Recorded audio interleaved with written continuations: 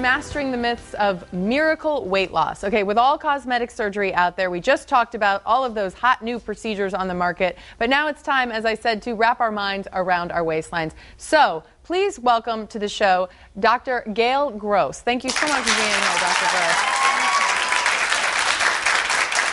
I want to jump right into this because I think that a lot of people get fooled by some of the desire to be thin, and they'll try anything. And as you heard the doctor say, some of it is not necessarily for you. You have to lose the weight first. So why is it that we fall into this? Well, we have these feelings inside for all different reasons that this will solve my problem. If I'm only thin enough, if I'm only perfect enough, if I'm only beautiful enough, if my hair is the right color, I'll be fine. But really, we have to address why we don't feel fine. And a lot of eating problems have psychological reasons and causes. Some are genetic. Some have to do with hormones, and we now know that some people really have a hard time losing weight because they're hungry all the time. However, once we address that problem and we look at why we are eating, then there's hard work. And even with these procedures, there's hard work.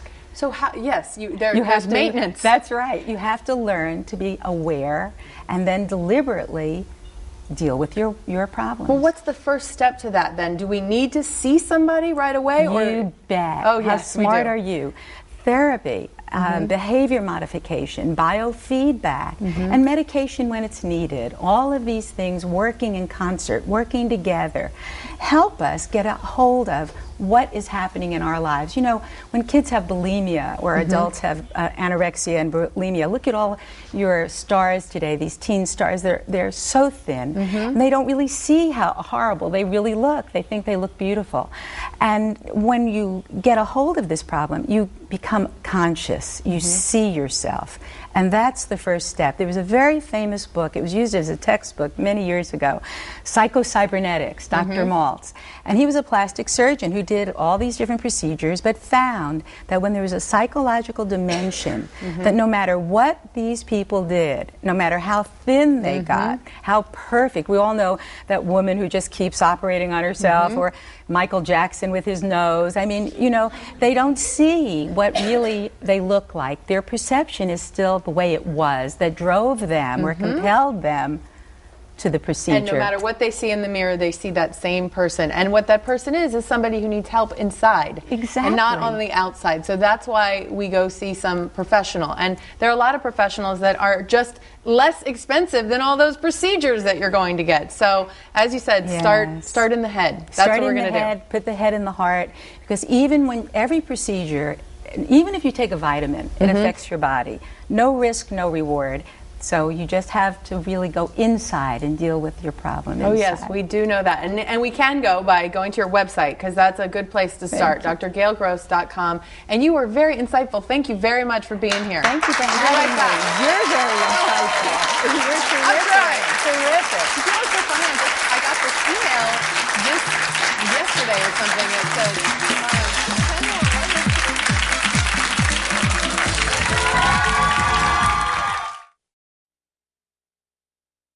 have any of you ever been depressed?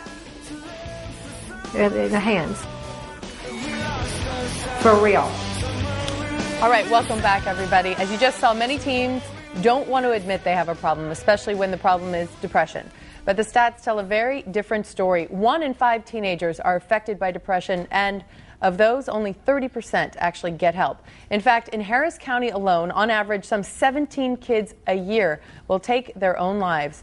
The numbers are so staggering that suicide ranks as the leading cause of death for young people, behind accidents and homicides. The reasons for teenage depression may vary: getting bullied, failing a class, relationships, all of those things, striving for perfection in high school. It can all happen. It can turn a kid's world upside down. Depression for me, I guess, it was rooted in perfectionism. It's rooted in the realisticness of you can't be the best. You can't achieve everything. You can't constantly be number one. You can't conquer everything you go for. So joining me now is family and child specialist Dr. Gail Gross, and then, of course, Brittany, a teenager who's dealing with depression. So thank you so much for being here, Brittany.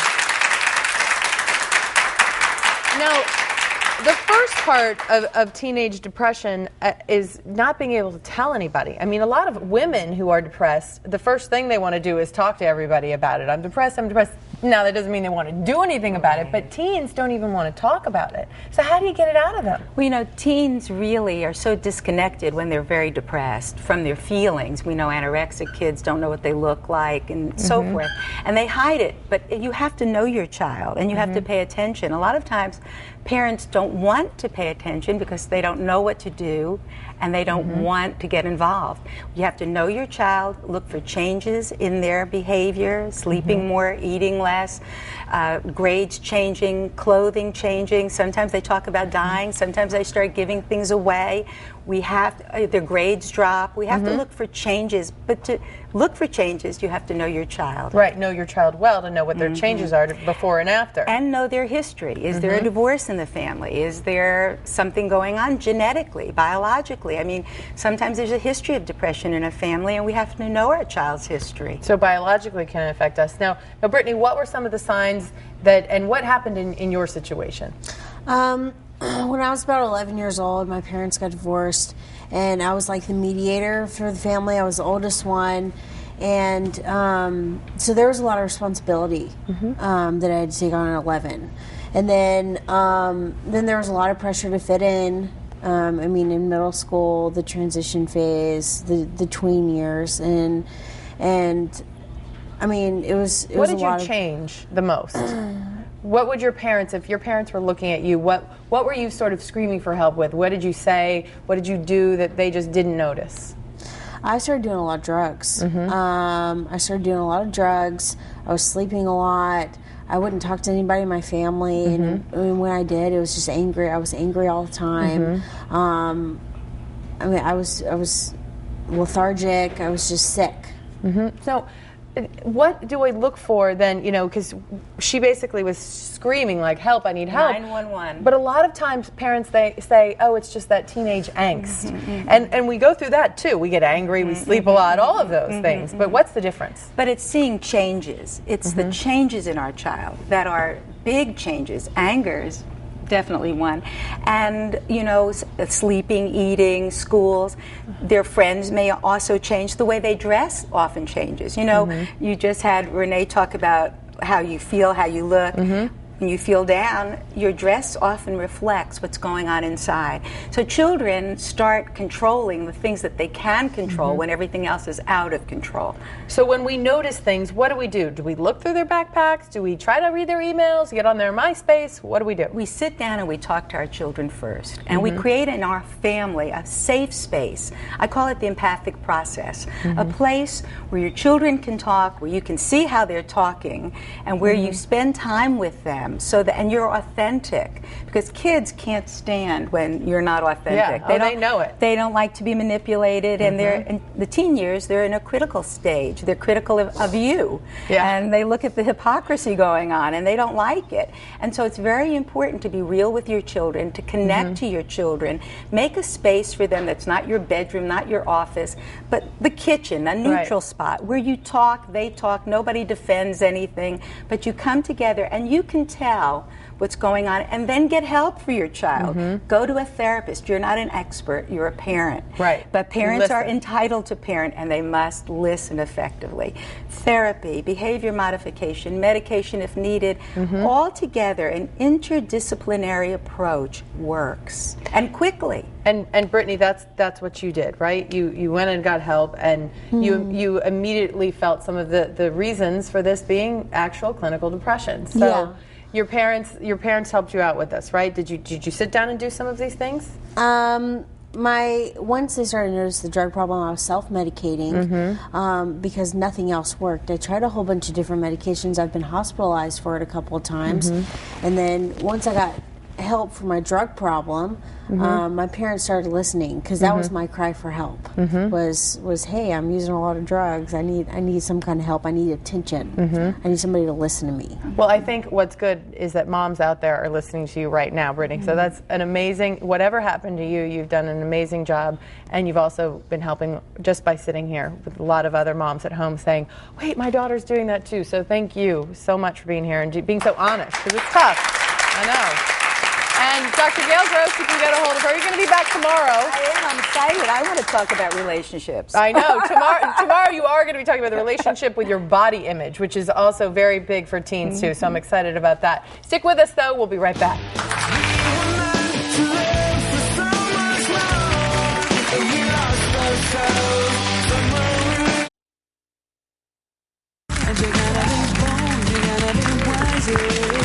Definitely have to be bold to do what I just did and all those S Factor women, but having a negative self-image, it actually can affect more than just your own life, and it can actually affect your sex life, and we all know about that. So here to put the stress off sex and self-image, it's all going to go to bed now. Dr. Christopher Jane and, of course, Dr. Gail Gross, welcome back. Thank you guys so much for being here. We did the S Factor. And or we attempted to do it. Christina and I did. You were good. Thank you. Very good. I have my mom's genes, so thanks for that. Definitely not my dance skill. But let's talk a little bit about, is there really anything, any reality rooted in that we will, grow our self-confidence sexually through that, or is it all a bunch of bunk? Well, exercise is healthy and good for you. Anything to the extreme is not good for you. And, when we're looking at these unrealistic images, I mean, I could never do a pole dance. Of course, I'm going to be 62, but I don't want to do a pole dance. Yeah. You know what I'm saying? But 30 minutes of exercise 3 or 4 times a week will help my heart, help my lungs, help my body, and make me feel good about myself because I'm healthier. And we've lived in a culture today that's so externalized that we've really lost our intrinsic value for doing things. To be healthy, not to have kind of a Barbie doll image, not to look like these teens that are falling apart on television right before our eyes. Right, but the Some Barbie doll going to jail. image, exactly. But the Barbie doll image that I find sometimes, you do a lot of sex therapy in addition to being a physician, but do you find that men want that Barbie doll image and they want that pole dancing type of thing to increase their ability to, desire their wives, or is that not the case? I think media potentiates that more so than it is reality. Men love their wives, period. And not every wife is going to be a Barbie doll. I talked to many... Or a pole dancer. And so... Thank you, God. Thank you. Amen to that. There's more to loving your wife or loving your partner than just how she looks. Now, it's not to say that a woman is not going to feel better about herself if she is physically fit. Absolutely. There are a lot of reasons to be physically fit, and your sexual fitness and your sexual health is one of them. And do you tell women who come to you, do you say one of the first things you need to do is get out and get to the gym? Does that help with your libido also? Because a lot of women are experiencing low libido at this age. Absolutely. I have a treatment platform that I use to help my patients with sexual dysfunction, and that is, in fact, part of the treatment platform. To be physically fit is going to help your sexual fitness. And if you like how you look, you like how you feel, you're more likely to engage in sex. Even 1 pound can make a difference for a woman. So if she's working out, whether it's the S Factor workout or the bikini boot camp, or she's just doing push-ups in her bedroom or sit-ups or squats or whatever, it's going to help her general health and it's going to help her sexual health. But when we take it a little too far, that's the thing, that you're saying these images that we see, these perfect Terry Hatchers and, Lisa Rinna, these people are so thin. And as what Dr. Jane is saying, that yes, we do need to work out, but where do we draw the line? Well, what's really happening is abnormal is becoming normal. We're a culture now where what we're looking for as the normal, what we are, is body image problems, eating disorders. That's become the norm. A young man today would hardly know what a true breast looks like because so many people have breast implants. We're really changing our bodies because we're having a dysfunction in our culture. And that dysfunction is becoming the norm. And while we're dying to become fit and look in, we're eating ourselves to death on the other end. We're the fattest society we've ever been. So mothers and wives are all having body problems, and their kids are all having body problems, and the media perpetuates all these abnormal images that no one can do or be in a healthy way. So are we setting our kids up for possible and potential relationship issues in the future because we're so worried about maybe Suzanne Summers' diet or the S Factor poll, like as a mother? and we're setting our kids up into relationships that may not be healthy, and sexual relationships that may not be healthy. And may not be real. Okay. Everything that is real comes from the inside out, intrinsically. But in this consumption society, we've become so narcissistic that we're all outside in. And that's the problem. But how do you show a safe and happy and good sexual relationship to your children that's healthy, but also something that they can learn from and do in time? You know, that type of thing. And I'm sure you have to show this to a lot of your patients. You have to tell them these are the steps you take with your children so that they know. Absolutely. The first thing we have to do is we have to talk to our children about sex and what is a healthy sex life and what is sex, period. We also need to talk to our children about what is reality. Not everybody is going to look like you, Whitney. Right? Oh, perfect. Wow, thanks. Right? There you go. Not everybody is going to be thin and beautiful Get on with the bad and stuff. everything. So we need to talk about reality. Right. And when we do that and we have an open communication with our children, that will help them grow. And then they can then express their sexual relationships in a more mature way. And you have to be what you want to see. Children get sex messages from their parents when they're born. And the first 3 years of life, they're getting a lot of sexual information.